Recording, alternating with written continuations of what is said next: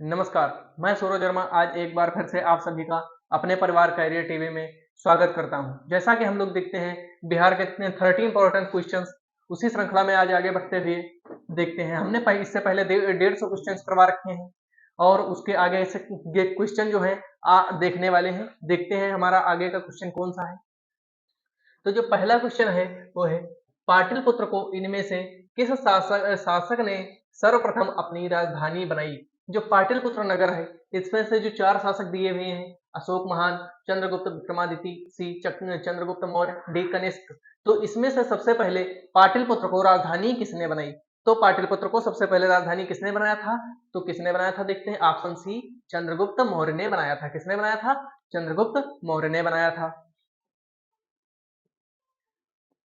हमारा अगला क्वेश्चन है मौर्य काल में शिक्षा का सर्वाधिक प्रसिद्ध केंद्र था। मौर्य काल जब मौर्य वंश जब चल रहा राज कर रहा था तो शिक्षा का सबसे प्रसिद्ध जो शिक्षा के लिए सबसे प्रसिद्ध था वो कौन सा केंद्र था।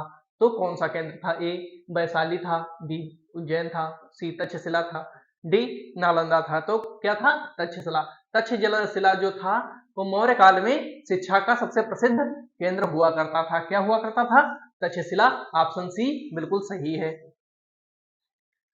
अगला क्वेश्चन कौटिल्य का अर्थशास्त्र कितने अधिकरणों में विभाजित है। कौटिल्य की जो अर्थशास्त्र पुस्तक है वो कितने भागों में विभाजित है। तो कितने भागों में विभाजित है।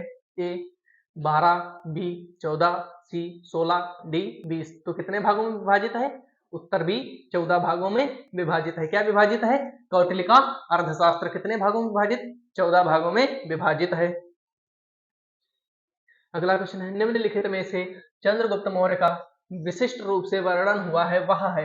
जिसमें चंद्रगुप्त मौर्य का वर्णन हुआ है वह क्या है। क्या है।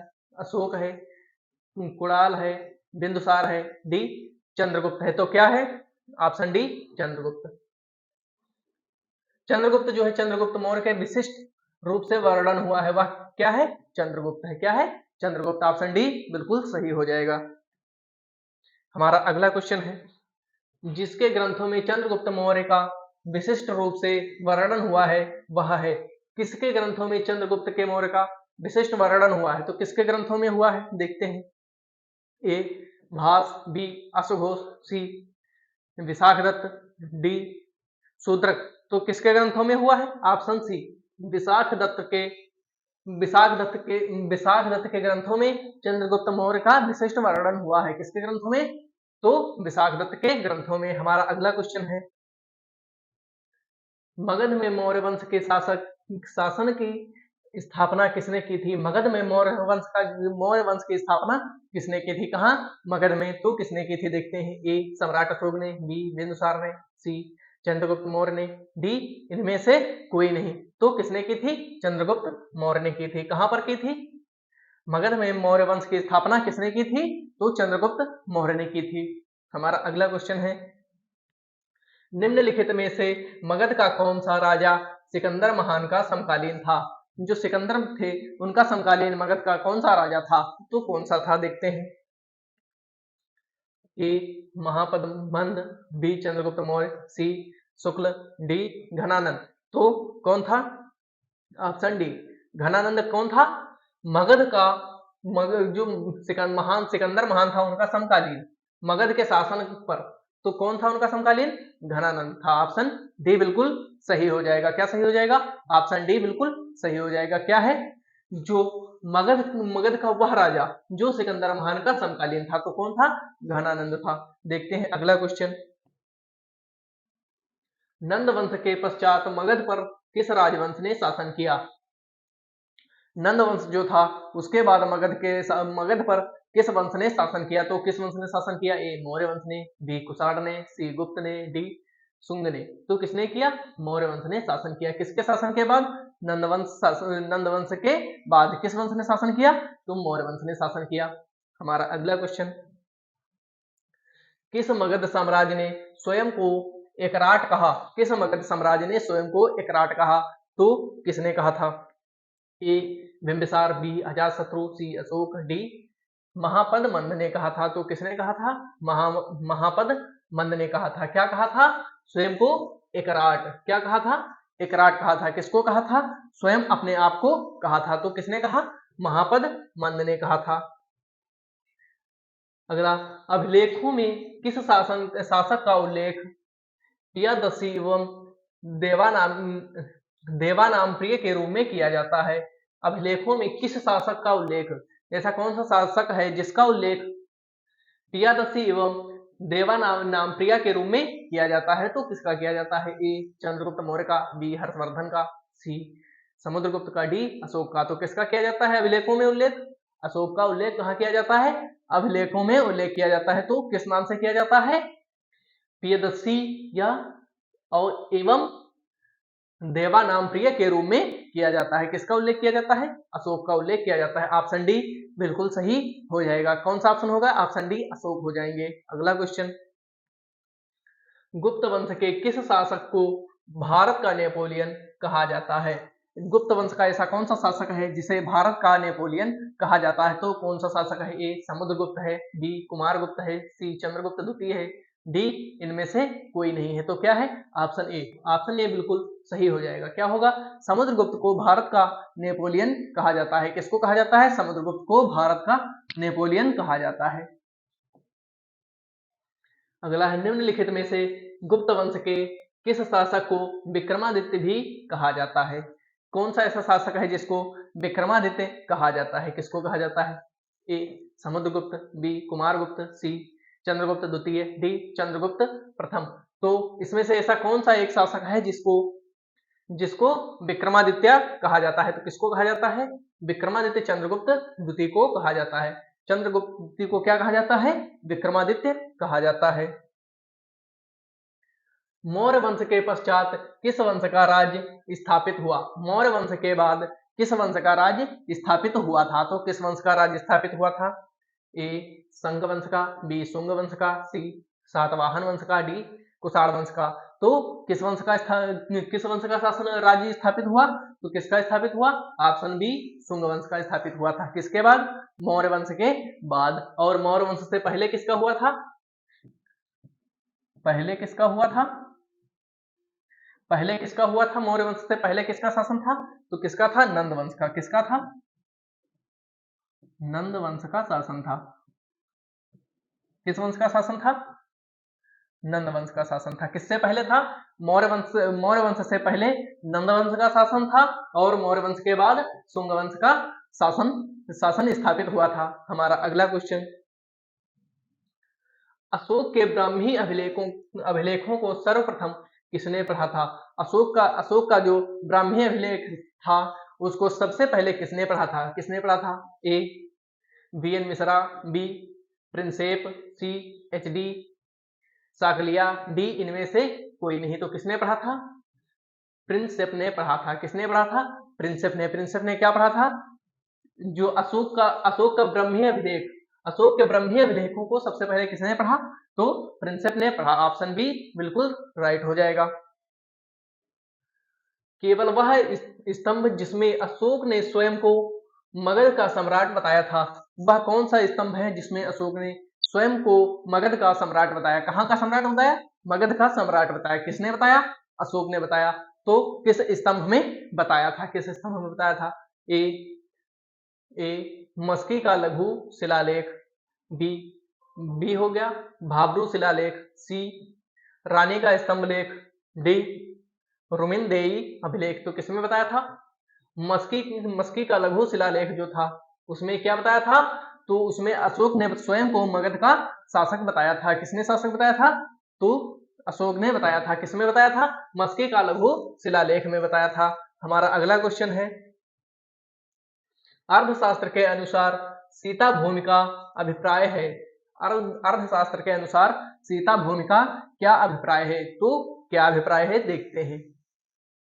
ए ना जोती जाने वाली अनुपयोगी भूमि, बी जनजातियों द्वारा जोती जाने वाली भूमि, सी ब्राह्मणों के स्वामित्व वाली भूमि, डी इनमें से कोई नहीं। तो क्या होगा? तो अर्थशास्त्र के अनुसार सीता भूमि का अभिप्राय क्या है? तो क्या है? ऑप्शन बी बिल्कुल सही हो जाएगा। जनजातियों द्वारा जोती जाने वाली भूमि, इसको अर्थशास्त्र के रूप में क्या कहा? अर्थशास्त्र में इसको क्या कहा जाता है?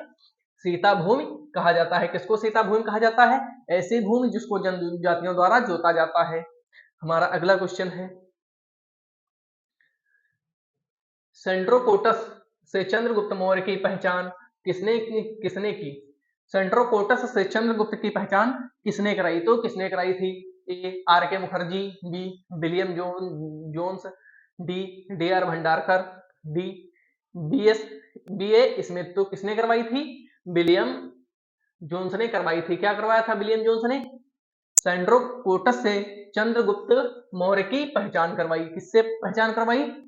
तो सेंट्रोकोटस से चंद्रगुप्त मौर्य की पहचान किसने करवाई?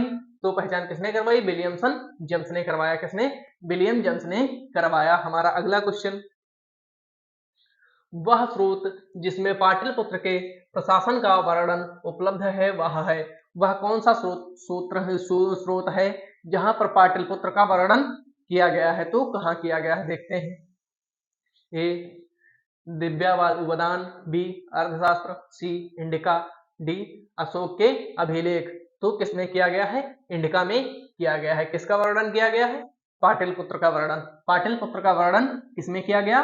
तो इंडिका में किया गया है। बिहार में भांगर मिट्टी मिलती है। बिहार में भांगर मिट्टी किन जिलों में पाई जाती है? तो किन जिलों में पाई जाती है? ए पूर्णिया, सहरसा, दरभंगा, मुजफ्फरपुर क्षेत्र में। बी पूर्वी चंपारण, नालंदा, गया, सासाराम क्षेत्र में। सी गया, नालंदा, बोधगया, सासाराम क्षेत्र में। डी गया, बोधगया, पूर्वी चंपारण व भागलपुर क्षेत्र में। तो इसमें से एक कौन सा क्षेत्र है जहां बिहार में कैसी मिट्टी पाई जाती है? भांगर मिट्टी पाई जाती है। तो किस क्षेत्र में भांगर मिट्टी पाई जाती है? तो पाई जाती है पूर्णिया, सहरसा, दरभंगा और मुजफ्फरपुर के क्षेत्र में। मुजफ्फरपुर के क्षेत्र में, इन क्षेत्रों में कैसे मिट्टी पाई जाती है? तो भांगर मिट्टी पाई जाती है। कौन कौन से क्षेत्र में पाई जाती है? पूर्णिया, सहरसा, दरभंगा, मुजफ्फरपुर आदि, यानी 4 क्षेत्र में कौन कौन से हैं? पूर्णिया, सहरसा, दरभंगा, मुजफ्फरपुर क्षेत्र में मिट्टी पाई जाती है। कैसी मिट्टी? भांगर मिट्टी पाई जाती है। हमारा अगला क्वेश्चन, बिहार राज्य में सबसे लंबा रेल पुल किस नदी पर बना है? बिहार राज्य में जो सबसे लंबा रेलवे पुल है तो किस नदी पर बना है? तो किस नदी पर बना है? ए गंगा, बी पुनपुन, सी फल्गु, डी सोन नदी। तो किस नदी पर बना है? डी सोन नदी। सोन नदी पर बिहार राज्य का सबसे लंबा रेल पुल बना है। किस नदी पर बना है? सोन नदी पर बना है। किस नदी पर? सोन नदी पर। क्या बना है? बिहार राज्य का सबसे लंबा रेल पुल बना है। अगला क्वेश्चन, बिहार के कुल भौगोलिक क्षेत्र का वनाच्छादित प्रतिशत है लगभग। लगभग में यहाँ बताना है बिहार राज्य का में कितने परसेंट वन पाए जाते हैं। तो बिहार में कितने परसेंट वन पाए जाते हैं? ए 15%, बी 17%, सी 19%, डी 23%। कितने परसेंट पाए जाते हैं?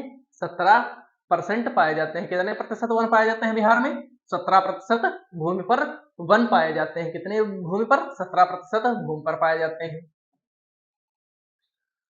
निम्नलिखित में से किस अखबार का प्रकाशन पटना से होता था? ऐसा कौन सा अखबार है जिसका प्रकाशन पटना से होता था? तो किसका होता था? इंडिका नेशन का, डॉन का, प्रभाकर का, पंजाब केसरी का। तो किसका होता था? Indian nation. इंडियन नेशन एक ऐसा अखबार है जिसका प्रकाशन कहां से होता था? तो उसका प्रकाशन कहां से होता था? पटना से होता था। किस अखबार का प्रकाशन होता था? इंडियन नेशन का। ऑप्शन ए बिल्कुल सही हो जाएगा। अगला क्वेश्चन है, बिहार की मुख्य खाद्यान्न फसलें हैं। बिहार की जो मुख्य खाद्यान्न फसलें हैं वो कौन कौन सी है? तो कौन कौन सी हैं देखते हैं। ए गन्ना है, चाय एवं जौ, बी चावल, गेहूं एवं मक्का, सी मूंगफली, कॉफी एवं जौ, डी इनमें से कोई नहीं। तो क्या होगा? बिहार की जो मुख्य खाद्यान्न फसलें हैं कौन कौन सी हैं? बिहार की जो मुख्य खाद्यान्न फसलें हैं कौन कौन सी हैं? उसमें पहली चावल है, दूसरी गेहूं है और तीसरी मक्का। हमारा ऑप्शन बी बिल्कुल सही हो जाएगा। क्या सही होगा? ऑप्शन बी बिल्कुल सही हो जाएगा। तो ये क्या है? चावल, गेहूं और मक्का क्या है? बिहार की प्रमुख खाद्यान्न फसलें हैं। बिहार के प्रमुख खाद्यान्न फसलें कौन कौन सी हैं? चावल, गेहूं और मक्का है। हमारा अगला क्वेश्चन है, त्रिवेणी नहर में किस नदी से पानी आता है? जो बिहार की त्रिवेणी नदी है, उसमें बिहार की जो त्रिवेणी नहर है उसमें किस नदी से पानी आता है? तो किस नदी से पानी आता है? ए सोन नदी से, बी मयूराक्षी नदी से, सी गंडक नदी से, डी कोसी नदी से। किस नदी से आता है? गंडक नदी से आता है। किस नदी से आता है? गंडक नदी से पानी आता है। तो किस नहर में पानी आता है? तो किस नदी में नहर में आता है? त्रिवेणी नहर। बिहार की जो त्रिवेणी नहर है उसमें गंडक नदी से पानी आता है। किस नदी से? गंडक नदी से पानी आता है। निम्न में से कौन दो नदियां अमरकंटक से उद्गमित हैं? ऐसी कौन सी दो नदियां हैं जो अमरकंटक की पहाड़ियों से निकलती हैं? तो कौन कौन सी निकलती हैं? ए ताप्ती और नर्मदा, बी चंबल और बेतवा, सोन और बेतवा, डी नर्मदा और सोन। तो कहाँ कैसे हैं? सोन, जो ये दो नदी हैं नर्मदा और सोन नदी कहाँ से निकलती हैं? अमरकंटक की पहाड़ियों से निकलती हैं। कहाँ से निकलती हैं? अमरकंटक की पहाड़ियों से। कौन सी दो नदियां? नर्मदा और सोन नदी। और सोन नदी को क्या कहा जाता है? पश्चिम बंगाल का शोक। कहाँ का? पश्चिम बंगाल का शोक। किस नदी को कहा जाता है? सोन नदी को कहा जाता है। कहाँ का शोक कहा जाता है? पश्चिम बंगाल का शोक कहा जाता है। और बिहार का शोक किस नदी को कहा जाता है? बिहार का शोक किस नदी को कहा जाता है? तो कोसी नदी को कहा जाता है। किस नदी को कहा जाता है? कोसी नदी को कहा जाता है। क्या कहा जाता है? बिहार राज्य का शोक कहा जाता है। और सर्वाधिक मार्ग बदलने वाली नदी किसे कहा जाता है? सर्वाधिक मार्ग बदलने वाली नदी कौन सी है? सर्वाधिक मार्ग बदलने वाली नदी कौन सी नदी है? सर्वाधिक मार्ग बदलने वाली नदी कौन सी हो जाएगी? कोसी नदी हो जाएगी। क्या होगा? सर्वाधिक मार्ग बदलने वाली नदी। और बिहार का शोक कहा जाता है। किसे कहा जाता है? कोसी नदी को कहा जाता है। और सोन नदी को पश्चिम बंगाल का शोक कहा जाता है। पश्चिम बंगाल का क्या कहा जाता है? शोक। किस नदी को? सोन नदी को कहा जाता है। अगला क्वेश्चन, वर्तमान में बिहार में संपत्ति का मुख्य स्रोत क्या है? वर्तमान बिहार में संपत्ति का मुख्य स्रोत क्या है? संपत्ति का मुख्य स्रोत तो देखते हैं क्या हो जाएगा। ए उद्योग होगा, बी खनिज संपदा होगा, सी कृषि होगा, डी प्राकृतिक संसाधन होंगे। तो बिहार में संपत्ति का मुख्य स्रोत है वो क्या है? बिहार का जो मुख्य स्रोत है वो क्या है? ऑप्शन सी कृषि हो जाएगा। बिल्कुल राइट आंसर है। कृषि जो है बिहार में वर्तमान समय में कृषि बिहार के मुख्य संपत्ति का स्रोत है। मुख्य संपत्ति का स्रोत क्या है बिहार में? तो ऑप्शन डी सी बिल्कुल सही हो जाएगा। कृषि कृषि जो है बिहार का संपत्ति का मुख्य स्रोत क्या है? ऑप्शन सी कृषि हो जाएगी। अगला क्वेश्चन है, बिहार सरकार के द्वारा कर्मचारियों के वेतन एवं पेंशन पर अपने समस्त संसाधनों का कितना प्रतिशत व्यय किया जाता है? बिहार की सरकार के द्वारा बिहार में जो सरकारी कर्मचारी हैं उन पर कितना व्यय किया जाता है बिहार की सरकार द्वारा? बिहार के जो सरकारी कर्मचारी हैं उन पर बिहार की सरकार द्वारा कितना व्यय किया जाता है? तो कितना व्यय किया जाता है देखते हैं। 40%, 46%, 50% या 60%। तो कितने प्रतिशत किया जाता है? ऑप्शन बी हो जाएगा 46%। बिहार की जो सरकार है वह अपना 46% कहाँ खर्च करती है या कहाँ पर व्यय करती है? तो वह अपने सरकारी कर्मचारियों पर व्यय करती है। कितना व्यय करती है?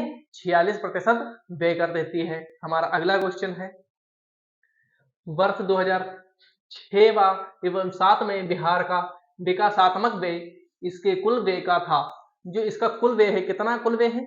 तो कुल व्यय जितना है बिहार का उसके वर्ष 2006 और 7 में बिहार का विकासात्मक व्यय यानी कि विकास के लिए कितना व्यय किया जाता था? तो कितना व्यय किया जाता था देखते हैं। ए लगभग 60%, बी 67%, सी 56%, डी 54%। तो कितने प्रतिशत किया जाता था? 60%। जितना इसका जो कुल व्यय था 2006 और 7 में उसका 60 जितना कुल व्यय था उसका 60% जो व्यय है वो कहाँ खर्च किया जाता था? विकासात्मक व्यय यानी कि राज्य के विकास के लिए जो उसका कुल व्यय था उस कुल व्यय का 60% खर्च किया जाता था। कहाँ खर्च किया जाता था? राज्य के विकास के लिए खर्च किया जाता था। अगला क्वेश्चन, बिहार में पहली बार किनके द्वारा राज्य का आर्थिक सर्वेक्षण प्रस्तुत किया गया? बिहार का जब सबसे पहली बार आर्थिक सर्वेक्षण हुआ तो वो किसके द्वारा किया गया? तो किसके द्वारा किया गया? ए नीतीश कुमार द्वारा, सुनील मोदी द्वारा, सी लालू प्रसाद द्वारा, डी इनमें से कोई नहीं। तो किसके द्वारा किया गया था? सुनील मोदी के द्वारा किया गया था। क्या किया गया था? आर्थिक सर्वेक्षण प्रस्तुत किया गया था। पहली बार आर्थिक सर्वेक्षण प्रस्तुत किया गया किसके द्वारा? सुनील मोदी के द्वारा। ऑप्शन बी बिल्कुल सही हो जाएगा।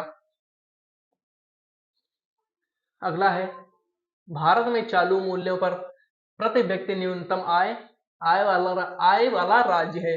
जो भारत के चालू मूल्यों पर प्रति व्यक्ति न्यूनतम आय वाला राज्य है तो कौन सा राज्य है? ए राजस्थान है, बी गुजरात है, सी बिहार है, डी उड़ीसा। तो क्या है? ऑप्शन सी बिल्कुल सही हो जाएगा। क्या सही हो जाएगा? बिहार।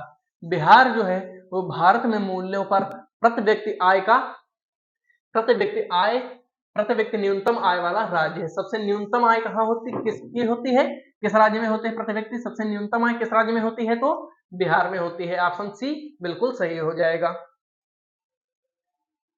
नरेगा योजना का खर्च केंद्र और राज्य के बीच किस अनुपात में वहन किया जाता है? जो नरेगा पर खर्च किया जाता है उसका राज्य सरकार व केंद्र सरकार पर किस अनुपात में किया जाता है? तो किस अनुपात में देती है? यानी कि कितना भाग राज्य सरकार देती है और कितना भाग केंद्र सरकार देती है? तो कितना कितना भाग देती है? 90:10, 50:50, 75:75, डी इनमें से कोई नहीं। तो कितना कौन देता है? ऑप्शन ए बिल्कुल सही हो जाएगा। क्या हुआ? केंद्र सरकार 90% देती है और राज्य सरकार कितना देती है? 10%। कौन देता है? राज्य सरकार। राज्य सरकार। और जो ये रहा 90%, यह क्या करता है? केंद्र के द्वारा। नरेगा योजना पर जो कुल खर्च होता है उसका 90% केंद्र सरकार व्यय करती है, देती है और 10% किसको देना होता है? कि राज्य सरकार को देना होता है। तो इसका क्या अनुपात हुआ? 90:10 हो गया। अगला है, उत्तर बिहार किसके लिए प्रसिद्ध है? जो उत्तर बिहार का जो उत्तरी भाग है वो किसके लिए प्रसिद्ध है? तो जो बिहार का उत्तरी भाग है वो किसके लिए प्रसिद्ध है? देखते हैं। कृषि समृद्धि के लिए, भारी उद्योग के लिए, बाढ़ के लिए, सूखा के लिए। तो किसके लिए प्रसिद्ध है? बाढ़ के लिए प्रसिद्ध है। क्या प्रसिद्ध है? उत्तर बिहार। बिहार का जो उत्तरी भाग है वो किसके लिए प्रसिद्ध है? तो बाढ़ के लिए हो जाएगा। ऑप्शन सी बिल्कुल सही है। मखदुम कुंड कहाँ पर स्थित है? मखदुम कुंड जो है वो कहाँ पर स्थित है? मखदुम कुंड कहाँ पर स्थित है? कहाँ स्थित है? ए मनेर में, बी राजगृह में, सी बिहार शरीफ में, डी फुलवारी शरीफ में। तो कहाँ स्थित है? बी राजगृह में। कहाँ स्थित है? राजगृह में स्थित है। क्या स्थित है? मखदुम कुंड क्या स्थित है? मखदुम कुंड। मखदुम कुंड है। मखदुम कुंड कहाँ स्थित है? तो राजगृह में स्थित है। क्या स्थित है? मखदुम कुंड। अगला क्वेश्चन है, बोध गया में बोधि वृक्ष अपने वंश की किस पीढ़ी का है? बोध गया की जो बोध गया का जो बोधि वृक्ष है वह अपने वंश की किस पीढ़ी का है? तो किस पीढ़ी का है देखते हैं। तृतीय पीढ़ी का, चतुर्थ पीढ़ी का, पंचम पीढ़ी का, इनमें से कोई नहीं। तो किस पीढ़ी का है? चतुर्थ पीढ़ी का है। किस पीढ़ी का है? चतुर्थ पीढ़ी का है। क्या है? बोध गया का बोधि वृक्ष। जो बोध गया में बोधि वृक्ष है वह किस पीढ़ी का है? तो किस पीढ़ी का है? चतुर्थ पीढ़ी का है। ऑप्शन बी बिल्कुल सही हो जाएगा। जैन धर्म के प्रवर्तक महावीर स्वामी का जन्म स्थान कहाँ था? जो जैन धर्म के प्रवर्तक स्वामी महावीर जो प्रवर्तक महावीर स्वामी थे उनका जन्म स्थान क्या है? उनका जन्म स्थान क्या है? ए पिपलीवन, बी विक्रमशिला, सी कुंडग्राम, डी वैशाली। तो क्या है? कुंडग्राम। कुंडग्राम क्या है? महावीर स्वामी का जन्म स्थान। महावीर स्वामी का जन्म स्थान क्या है? तो कुंडग्राम हो जाएगा। क्या होगा? कुंडग्राम हो जाएगा। अगला, वर्धमान महावीर ने कहा निर्माण प्राप्त किया। वर्धमान महावीर जो थे इनका निर्माण कहाँ हुआ, तो कहाँ पर हुआ? ए वैशाली में, बी राजगृह में, सी नालंदा में, डी पावापुरी में। तो कहाँ हुआ था? डी पावापुरी में। पावापुरी में क्या हुआ था? महावीर का निर्वाण, महावीर को निर्वाण प्राप्त हुआ था। क्या प्राप्त हुआ था? निर्वाण। कहाँ प्राप्त हुआ था? तो पावापुरी में प्राप्त हुआ था। ऑप्शन डी बिल्कुल सही हो जाएगा हमारा। अगला क्वेश्चन, पटना में किस सिख गुरु का जन्म हुआ? पटना में किस सिख गुरु का जन्म हुआ था? किस सिख गुरु का जन्म हुआ था? देखते हैं। गुरु नानक का, गुरु गोविंद सिंह का, गुरु हरगोविंद का, गुरु तेग बहादुर का। तो किसका हुआ था? गुरु गोविंद सिंह का। गुरु गोविंद सिंह का जन्म कहाँ हुआ था? तो बिहार की राजधानी पटना में हुआ था। कहाँ हुआ था? पटना में। किसका जन्म पटना में हुआ था? तो गुरु गोविंद सिंह का जन्म हुआ था। किसका हुआ था? गुरु गोविंद सिंह का जन्म कहाँ? बिहार की राजधानी पटना में हुआ था। विष्णुपद मंदिर कहाँ स्थित है? विष्णुपद जो मंदिर है बिहार के किस राज्य में स्थित है? बिहार के किस जिले में स्थित है? कहाँ स्थित है? पटना में, गया में, जमुई में, दानापुर में। कहाँ स्थित है? गया में स्थित है। जो विष्णुपद मंदिर है कहाँ स्थित है? तो कहाँ होगा? गया, बिहार के गया जिले में स्थित है। कहाँ स्थित है? गया में। बिल्कुल करेक्ट आंसर हो जाएगा।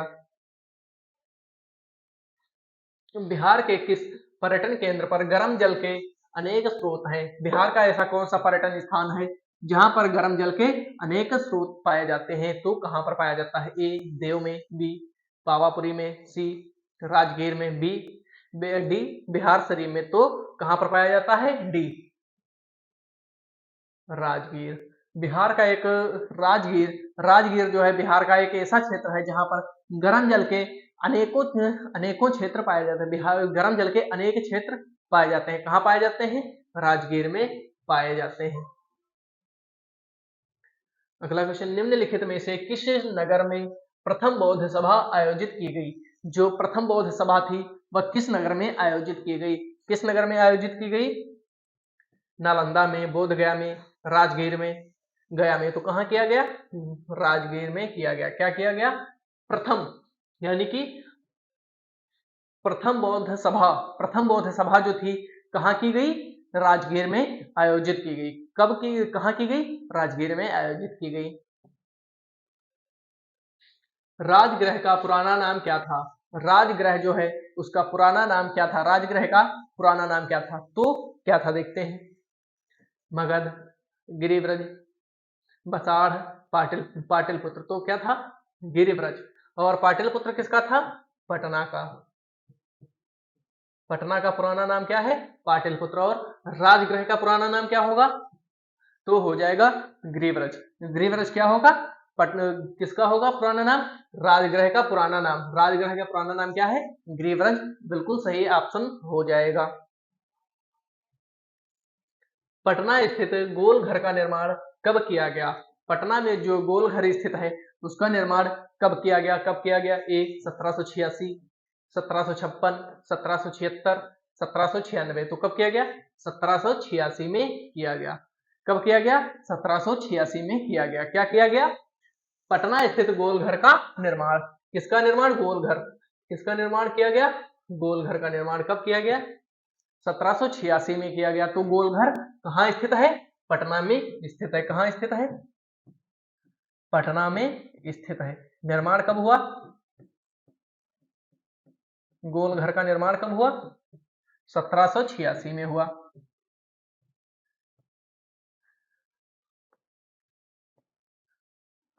गोल घर का निर्माण कब हुआ? 1786 ईस्वी में हुआ था। कब हुआ था? ईस्वी में हुआ। और गोल घर कहाँ स्थित है? तो पटना में स्थित है। बिहार का सबसे कम जनसंख्या घनत्व वाला जिला है। बिहार का जो सबसे कम जनसंख्या घनत्व वाला जिला है कौन सा है? कैमूर है, नालंदा है, सहरसा है, पूर्णिया है। तो क्या है? कैमूर। कैमूर बिहार का जो जिला है वो कैसा जिला है? सबसे कम जनसंख्या घनत्व वाला जिला। कौन सा जिला? सबसे कम जनसंख्या घनत्व वाला जिला। तो कौन सा है? कैमूर। बिहार का कैमूर जिला बिहार का सबसे कम जनसंख्या घनत्व वाला जिला है। अगला है, बिहार का सबसे कम जनसंख्या वाला जिला। बिहार का एक ऐसा जिला जहां पर सबसे कम लोग निवास करते हैं, तो किस जिले में निवास करते हैं? लखीसराय में, शेखपुरा में, शिवहर में, अरवल में। तो कहां? शेखपुरा में निवास करते हैं। तो बिहार का जो सबसे कम जनसंख्या वाला जिला है, तो कौन सा जिला है? शेखपुरा। ऑप्शन बी बिल्कुल राइट हो जाएगा। कौन सा ऑप्शन होगा? ऑप्शन बी बिल्कुल राइट हो जाएगा। अगला क्वेश्चन है, जनसंख्या घनत्व के आधार पर बिहार का स्थान है। जनसंख्या के घनत्व में बिहार का कौन सा स्थान है? जनसंख्या घनत्व के आधार पर बिहार किस स्थान पर है? तो किस स्थान पर है? भारत में प्रथम है, बिहार भारत में चतुर्थ है, भारत में तृतीय है, भारत में द्वितीय है। तो क्या है? भारत में प्रथम। जनसंख्या घनत्व के आधार पर बिहार राज्य जो है भारत में प्रथम स्थान पर है। किस स्थान पर है? प्रथम। किसमें प्रथम स्थान पर है? तो जनसंख्या घनत्व के मामले में। जनसंख्या घनत्व के मामले में बिहार राज्य जो है भारत का सबसे प्रथम स्थान पर है। किस स्थान पर है? प्रथम। किस मामले में? जनसंख्या घनत्व के मामले में। बिहार में साक्षरता का प्रतिशत है। बिहार में साक्षरता का क्या प्रतिशत है? बिहार में साक्षरता का क्या प्रतिशत है? देखते हैं बिहार में जो लोग हैं कितने साक्षर हैं, कितने % लोग साक्षर हैं?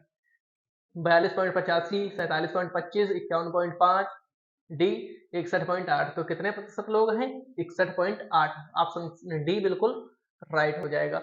बिहार में जो बिहार के जो लोग हैं उनमें से 61.8 लोग साक्षर यानी कि पढ़े लिखे हैं।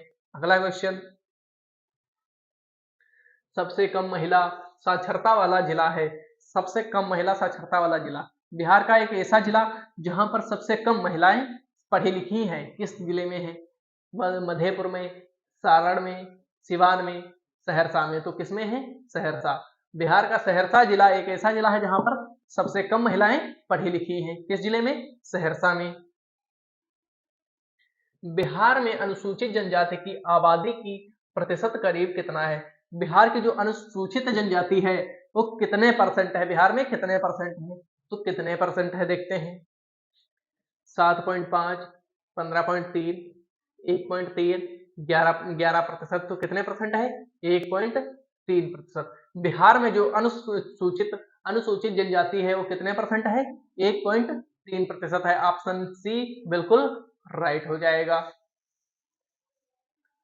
सर्वाधिक महिला साक्षरता वाला जिला है। सर्वाधिक महिला साक्षरता वाला जिला कौन सा है? सर्वाधिक महिला साक्षरता वाला जिला कौन सा है?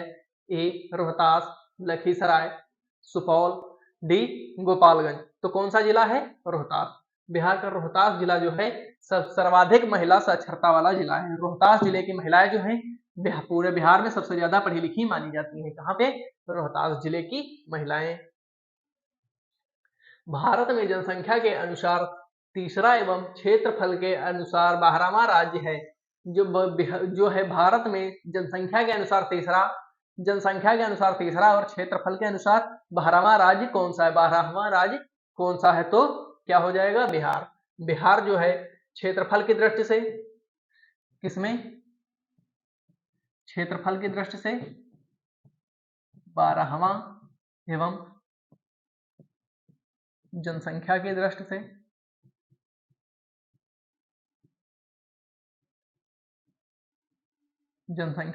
से तीसरा।